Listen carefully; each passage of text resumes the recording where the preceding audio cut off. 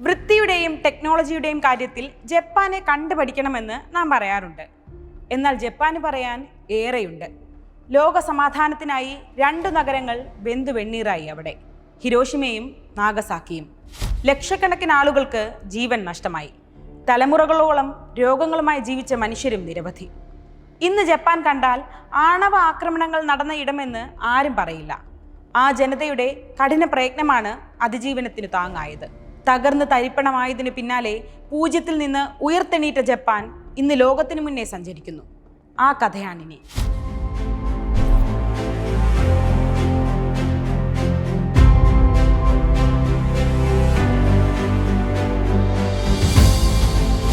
വർഷങ്ങൾക്ക് മുൻപ് 1945 ഓഗസ്റ്റ് 6 രാവിലെ 8:15 ജപ്പാനിലെ ഹിരോഷിമ നഗരം. ജനങ്ങൾ പല തിരക്കുകളിലാണ്. നഗരത്തിന്റെ ആകാശത്ത് ഒരു വിമാനം, ബോയിങ് B-29 അമേരിക്കൻ യുദ്ധവിമാനം പറക്കുന്നു. ജനങ്ങൾ അമ്പരന്നു. അവർ നോക്കി നിൽക്കെ വിമാനത്തിൽ നിന്ന് താഴേക്ക് എന്തോ പതിച്ചു. വെറും 43 സെക്കൻഡുകൾ. ഒരു ഭീമൻ കൂൺ കണക്കെ തീ ഉയർന്നു. നഗരത്തിൽ സൂര്യൻ പ്രകാശിക്കുന്നത് പോലെ വെളിച്ചം. 4000 ഡിഗ്രി സെൽഷ്യസ് താപനില. സൂര്യന്റെ ഉപരിതലത്തോളം ചൂട്. ലോകം കണ്ടതിൽ വെച്ച് ഏറ്റവും വിനാശകരമായ ആക്രമണം, അണുബോംബ് ആക്രമണം. ഹിരോഷിമയിൽ പതിച്ചത് അമേരിക്കയുടെ ലിറ്റിൽ ബോയ് എന്ന ന്യൂക്ലിയർ ബോംബ്.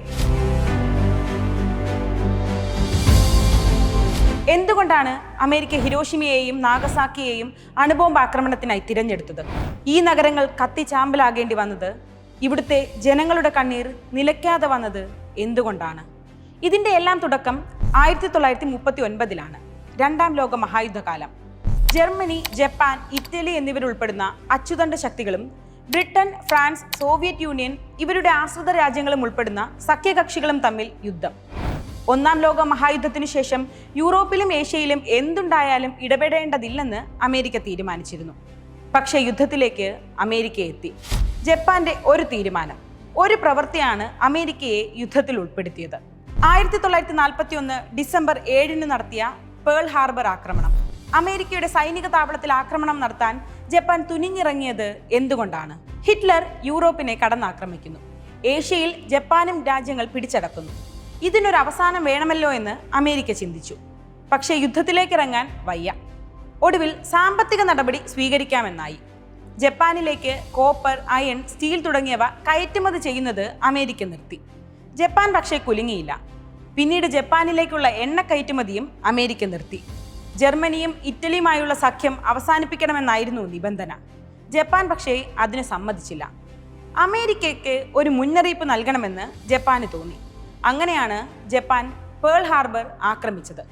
2 മണിക്കൂറിനുള്ളിൽ അമേരിക്കയുടെ 19 യുദ്ധക്കപ്പലുകൾ, 188 യുദ്ധവിമാനങ്ങൾ തകർക്കപ്പെട്ടു. 2000-ലേറെ സൈനികർ കൊല്ലപ്പെട്ടു. ജപ്പാനെതിരെ അമേരിക്ക യുദ്ധം പ്രഖ്യാപിച്ചു. 2ാം ലോക മഹായുദ്ധം കൊടുമ്പിരി കൊണ്ടു. 1943 ആയപ്പോഴേക്കും ഇറ്റലി കീഴടങ്ങി. 1945 ഏപ്രിൽ 30 ഹിറ്റ്ലർ ജീവനൊടുക്കി. അതോടെ ജർമ്മനിയും കീഴടങ്ങി. അച്ചുതണ്ട് ശക്തികളിൽ ജപ്പാൻ മാത്രം കീഴടങ്ങാതെ ബാക്കി നിന്നു. ജപ്പാനിലെ ഹിരോഹിതോ ചക്രവർത്തിയെ ജനങ്ങൾ അന്ധമായി വിശ്വസിക്കുന്ന കാലം. ചക്രവർത്തിക്കായി ജീവൻ നൽകാൻ അവർ മടിച്ചില്ല. പോരിന് തയ്യാറായി ജനങ്ങൾ നിന്നു. കീഴടങ്ങാൻ ചക്രവർത്തി ഉദ്ദേശിച്ചില്ല. അമേരിക്കയ്ക്ക് ജപ്പാനെ കീഴടക്കണം. അതിനായി ഓപ്പറേഷൻ ഡൗൺഫോൾ അവർ പദ്ധതിയിട്ടു. ജപ്പാനിലെ ഒക്കിനാവ ദ്വീപ് ആക്രമിക്കാൻ തീരുമാനിച്ചു. യുദ്ധം തുടങ്ങി. പക്ഷേ അമേരിക്ക പ്രതീക്ഷിച്ച പോലെ ആയിരുന്നില്ല കാര്യങ്ങൾ. അവസാന ശ്വാസം വരെയും ജാപ്പനീസ് പട്ടാളം പോരാടി. ജനങ്ങളും. ദ്വീപിലെ 1/4% ജനങ്ങൾ മരണപ്പെട്ടിട്ടും അവർ പരാജയം സമ്മതിച്ചില്ല. തന്ത്രം മാറ്റണമെന്ന് അമേരിക്ക തീരുമാനിച്ചു. അല്ലെങ്കിൽ തങ്ങളുടെ സൈനികരുടെ ജീവൻ നഷ്ടമാകുന്നത് അവരെ വലച്ചു. 1945 April 12 US president Franklin D Roosevelt അന്തരിച്ചു. വൈസ് പ്രസിഡന്റായ ഹാരി ട്രൂമാൻ പ്രസിഡന്റായി. അദ്ദേഹം മാൻഹാട്ടൻ പ്രോജക്റ്റിനെ പറ്റി അറിഞ്ഞു. ലോകത്തെ ആദ്യ അണുബോംബ് നിർമ്മിക്കാനുള്ള പദ്ധതിയായിരുന്നു ഇത്. റോബർട്ട് ഓപ്പൺഹൈമർ ആയിരുന്നു പ്രോജക്ട് ഡയറക്ടർ. ശാസ്ത്രജ്ഞർ 2 അണുബോംബുകൾ വികസിപ്പിച്ചു. 1945 ജൂലൈ 16 ന്യൂ മെക്സിക്കോയിലെ മരുഭൂമിയിൽ അവർ അണുബോംബ് പരീക്ഷണം നടത്തി. അത് വിജയിച്ചു. അമേരിക്കയ്ക്ക് ജപ്പാനെ തകർക്കാൻ മാർഗമായി. അണുബോംബ് ആക്രമണത്തിന് മുൻപ് ജപ്പാനോട് കീഴടങ്ങാൻ അമേരിക്ക ആവശ്യപ്പെട്ടു.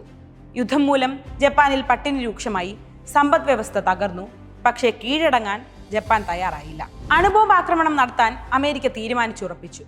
5 സ്ഥലങ്ങളാണ് മാൻഹാട്ടൻ പ്രോജക്ട് ടാർഗറ്റ് കമ്മിറ്റി കണ്ടെത്തിയത്. പരമാവധി നാശമുണ്ടാക്കണം എന്നതായിരുന്നു മാനദണ്ഡം. ആയുധ നിർമ്മാണശാലയുള്ള കൊക്കൂറ, വ്യവസായ കേന്ദ്രങ്ങളും സൈനിക കേന്ദ്രവുമുള്ള ഹിരോഷിമ, വിമാന നിർമ്മാണ കേന്ദ്രവും എണ്ണ ശുദ്ധീകരണശാലയുമുള്ള യോക്കോഹാമ, ഉരുക്കു നിർമ്മാണശാലയും എണ്ണ ശുദ്ധീകരണശാലകളുമുള്ള നിഗാത്ത, വ്യവസായ കേന്ദ്രങ്ങളുള്ള ക്യോട്ടോ. ആദ്യ പട്ടികയിൽ നാഗസാക്കി ഉണ്ടായിരുന്നില്ല. സാംസ്കാരിക പ്രത്യേകതകളുള്ള ക്യോട്ടോയെ പിന്നീട് അമേരിക്ക ഒഴിവാക്കി.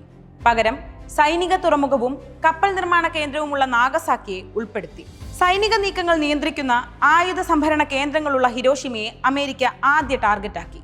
തങ്ങൾ വികസിപ്പിച്ച അണുബോംബിന്റെ ശക്തി ലോകമറിയണമെന്ന് അവർ തീരുമാനിച്ചു. അതുവരെ ഈ നഗരങ്ങളിൽ വ്യോമാക്രമണം നടത്തരുതെന്ന് പ്രസിഡന്റ് നിർദ്ദേശിച്ചു. കാലാവസ്ഥ നോക്കി ഓഗസ്റ്റ് 3 ശേഷം ഈ നഗരങ്ങളിൽ അണുബോംബിടാൻ തീർപ്പായി. ഓഗസ്റ്റ് 6 പുലർച്ചെ 1:45 മരിയാന ദ്വീപ സമൂഹത്തിലെ ടിനിയൻ ദ്വീപിൽ നിന്ന് അണുബോംബം വഹിച്ച് എനോളാഗെ എന്ന ബോംബർ വിമാനം പറന്നുയർന്നു. ഒപ്പം കാലാവസ്ഥയും മറ്റ് സാഹചര്യങ്ങളും നിരീക്ഷിക്കാൻ 2 വിമാനങ്ങളും. Hiroshima, കൊക്കൂറ, Nagasaki. ഹിരോഷിമയിൽ ബോംബിടാൻ കഴിഞ്ഞില്ലെങ്കിൽ കൊക്കൂറയിൽ, അവിടെയുമായില്ലെങ്കിൽ നാഗസാക്കിയിൽ. ഇതായിരുന്നു പ്ലാൻ. ജപ്പാൻ റഡാറുകൾ നിരീക്ഷണ വിമാനങ്ങൾ സ്പോട്ട് ചെയ്തു. അവർ അപായ സൈറൻ മുഴക്കി. അത് രാവിലെ 7 മണിക്ക് ശേഷമായിരുന്നു. കുറച്ചു സമയത്തിനു ശേഷം നിരീക്ഷണ വിമാനങ്ങൾ തിരികെ പോയി. അതോടെ ജനങ്ങൾ ആശ്വസിച്ചു. ബങ്കറുകളിൽ നിന്ന് അവർ പുറത്തിറങ്ങി. തെരുവുകളിൽ പല പ്രവൃത്തികളിൽ ഏർപ്പെട്ടു. പക്ഷെ അവരാരും അറിഞ്ഞിരുന്നില്ല ആകാശത്ത് കണ്ണെത്താ ദൂരത്ത് തങ്ങളുടെ നാശകൻ ഉണ്ടെന്ന്. 31,000 അടി ഉയരത്തിൽ എനോളാഗെ. അതിൽ 3 മീറ്റർ നീളവും 71 സെന്റിമീറ്റർ വ്യാസവും 4400 കിലോ തൂക്കവുമുള്ള uranium bomb Little Boy. Pilot Paul Tibbets വിമാനത്തിന്റെ നിയന്ത്രണം ബോംബ് എക്സ്പേർട്ട് തോമസ് ഫെറീബിക്ക് കൈമാറി. സമയം 8:15. തെളിഞ്ഞ ആകാശത്തിൽ അവർ ലോകത്താദ്യമായി അണുബോംബ് വർഷിച്ചു. ഉഗ്രസ്ഫോടനം, ഭീകര ശബ്ദം, 100 മീറ്റർ വീതിയിൽ തീഗോളം. എന്താണ് സംഭവിച്ചതെന്ന് ആർക്കും മനസ്സിലായില്ല. നഗരം ഒന്നാകെ കത്തിക്കരിഞ്ഞു. ഓട്ടോ നദി തിളച്ചുമറിഞ്ഞു. എങ്ങും വിലാപങ്ങൾ മുഴങ്ങി. ഹിരോഷിമ നഗരം പൊടിപടലമായി. ആശുപത്രികൾ പോലും തകർന്നു. ജനങ്ങളെ സഹായിക്കാൻ ആരുണ്ട് ബാക്കി? അന്ന് ആണവ വികിരണമേറ്റ് നിത്യരോഗികളായവർ ഏറെ. ബോംബ് വിമാനത്തിൽ നിന്ന് വർഷിച്ചപ്പോൾ തന്നെ എനോളാഗെ ഉയർന്നു പറന്നു കഴിഞ്ഞിരുന്നു. വിമാനത്തിലിരുന്ന് പോൾ ടിബറ്റ്സും തോമസും കണ്ടു. താഴെ ഒരു തീഗോളം വളരുന്നു. പതിയെ അത് കൂൺ പോലെയാകുന്നു. ഭൂമിയിൽ ഒരു നരകമുണ്ടായിരിക്കുന്നു. വിമാനത്തിലും ഷോക്ക് വേവുകൾ അനുഭവപ്പെട്ടു. അധികം വൈകാതെ ജപ്പാനിൽ തങ്ങൾ ആണവാക്രമണം നടത്തിയെന്ന് അമേരിക്കൻ പ്രസിഡന്റ് ഹാരി ട്രൂമാൻ പ്രഖ്യാപിച്ചു. കീഴടങ്ങിയില്ലെങ്കിൽ ഹിരോഷിമയുടെ ഗതി മറ്റു നഗരങ്ങൾക്കും ഉണ്ടാകുമെന്ന് മുന്നറിയിപ്പ് നൽകി. ഹിരോഷിമയിൽ പതിച്ചത് അണുബോംബെന്ന് ജപ്പാൻ അപ്പോഴും മനസ്സിലായിട്ടില്ല. ഇതേസമയം സോവിയറ്റ് യൂണിയൻ ജപ്പാനെ ആക്രമിക്കാനും തുടങ്ങി. ഇതോടെ അമേരിക്ക തീരുമാനിച്ചു 2ാം അണുബോംബ് വർഷിക്കണം. 3 ദിവസങ്ങൾക്ക് ശേഷം 1945 ഓഗസ്റ്റ് 9 ഇത്തവണ കുറച്ചുകൂടി ശക്തിയേറിയ ബോംബ് വർഷിക്കാൻ അമേരിക്ക പുറപ്പെട്ടു. അതിനായി അവർ തിരഞ്ഞെടുത്തത് പ്ലൂട്ടോണിയം ബോംബായ ഫാറ്റ്മാൻ. ബോക്സ്കാർ എന്ന B-29 വിമാനം കൊക്കൂറ ലക്ഷ്യമാക്കി ഉയർന്നു. പക്ഷേ അവിടെ കാലാവസ്ഥ വില്ലനായി. ആകാശം മേഘാവൃതം. 1 മണിക്കൂറോളം നഗരത്തിന് മുകളിൽ പറന്നു. സാഹചര്യം അനുകൂലമായില്ലെന്ന് മാത്രമല്ല, ഇന്ധനം തീർന്നേക്കുമെന്ന അവസ്ഥ വന്നു. അങ്ങനെ ലിസ്റ്റിലെ അടുത്ത നഗരം നാഗസാക്കിയിലേക്ക് പറന്നു. രാവിലെ 11 മണി. നാഗസാക്കിയിൽ ജനസംഖ്യ ഹിരോഷിമയേക്കാൾ കുറവാണ്. ആക്രമണത്തെ പേടിച്ച് ജനങ്ങൾ നഗരത്തിൽ നിന്ന് മാറി താമസിച്ചിരുന്നു. അതുകൊണ്ട് തന്നെ ഹിരോഷിമയേക്കാൾ ആഘാതം കുറവായിരുന്നു നാഗസാക്കിയിൽ. അവിടെ മരണപ്പെട്ടത് 80,000-ലേറെ പേരാണ്. 2 അണുബോംബ് വർഷങ്ങൾ ഏറ്റുവാങ്ങേണ്ടി വന്ന ജപ്പാൻ ഒടുവിൽ കീഴടങ്ങി. ഹിരോഹിതോ ചക്രവർത്തി കീഴടങ്ങൽ പ്രഖ്യാപിച്ചു. 1945 ഓഗസ്റ്റ് 15 2ാം ലോക മഹായുദ്ധം അവസാനിച്ചു. ലോകത്ത് സമാധാനം പുലരാൻ ജപ്പാൻ വില കൊടുക്കേണ്ടി വന്നത് 2 നഗരങ്ങൾ, നിരവധി ജീവനുകൾ. തലമുറകളോളം രോഗങ്ങളുമായി, ആരോഗ്യ പ്രശ്നങ്ങളുമായി ജാപ്പനീസ് ജനത ജീവിച്ചു. ഇനി ഒരിക്കലും ജപ്പാൻ പഴയപടിയാകില്ലെന്ന് ലോകം പറഞ്ഞു. തളർന്നു പോയെങ്കിലും ജപ്പാൻ ഉയർത്തെണീറ്റു. ആണവശക്തി സംഹാര താണ്ഡവമാടിയ ഹിരോഷിമയിലും നാഗസാക്കിയിലും ഏതാണ്ട് $970 മില്യൺ നഷ്ടമുണ്ടായി. ആക്രമണത്തിന് പിന്നാലെ നഗരങ്ങൾ വീണ്ടും നിർമ്മിക്കാൻ അവർ തുടങ്ങി. 80 വർഷങ്ങൾക്കിപ്പുറം ലോകത്തിന് പാഠമാണ് ജപ്പാൻ. വൃത്തിക്ക് പേരുകേട്ട നാടാണത്. ടെക്നോളജിക്ക് പേരുകേട്ട നാടാണത്. അവിടുത്തെ ചെറുപ്പൂക്കളുടെ മനോഹാരിത ലോകം വാഴ്ത്തിപ്പാടുന്നു. എന്നാൽ അവരുടെ മനസ്സുകളിൽ, ആ ഭൂമിയിൽ ഒരിക്കലും മായാതെ രണ്ട് മുറിപ്പാടുകളുണ്ട്.